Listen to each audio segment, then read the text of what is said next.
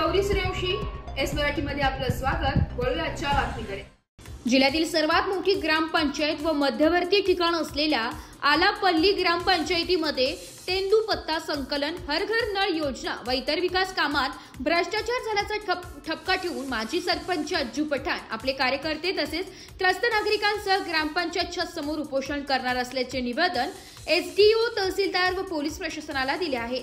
निवेदनात ग्रामपंचायत येथील विविध प्रलंबित कामे, निधीचा वापर व पारदर्शकतेच्या बाबीमुळे भोंगळ कारभार चव्हाट्यावर त्यांनी आणलाय, मात्र त्या विरोधात कारवाई न झाल्याचा आरोप त्यांनी केलाय।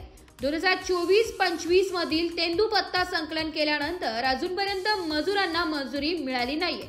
नळ पाणी पुरवठा योजना गेली काही वर्ष बंद पडल्यानंतर लावण्यात आलेले नवीन पाईप 70% फुटलेले व निकृष्ट दर्जाचे।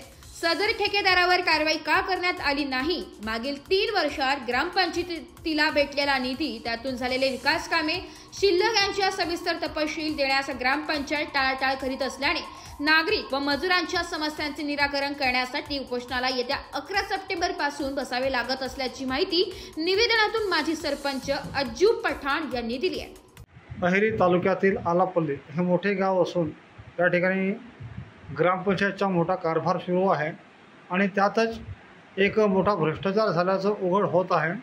त्याबद्दल आम्ही माजी सरपंच अज्जू पठाण यांच्याशी बातचीत करू, तर ते काय चव्हाट्यावर आणणार आहेत, कोणता भ्रष्टाचार आहे त्याबद्दल ते बोला। आलापल्ली ग्रामपंचायत ही जिल्ह्यातील सर्वात मोठी ग्रामपंचायत आहे। 2024-25 हंगामात तेंदू संकलन करण्यात आल्यानंतरही गरीब जनतेला ग्रामपंचायत पैसा समितीच्या अंतर्गत येणाऱ्या मजुरांना अजागत मजुरीचे पैसे न मिळाल्याने हे आंदोलन करण्यात येत आहे आणि नळ योजना ही बिलकुल निकृष्ट दर्जाची आहे आणि नळ योजना ही 80 लाखाचा म्हणजे टेंडर होता।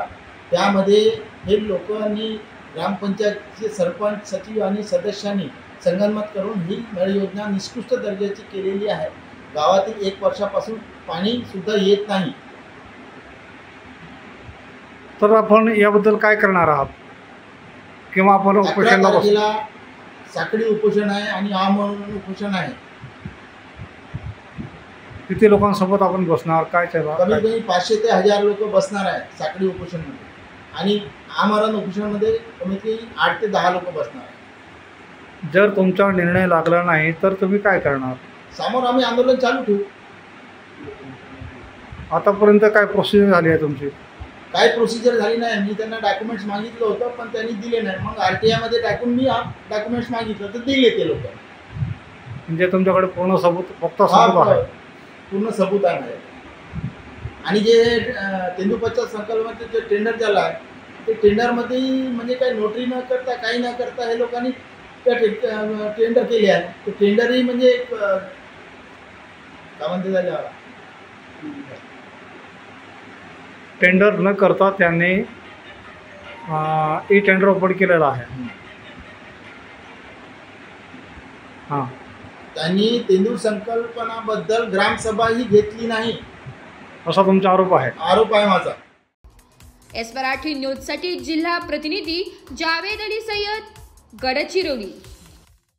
अशाच नवीन ताज्या घडामोडी जाणून घेण्यासाठी आमच्या एस मराठी न्यूज चॅनलला लाईक करा, शेअर करा, सबस्क्राईब करा आणि बेल आयकॉनला क्लिक करायला विसरू नका।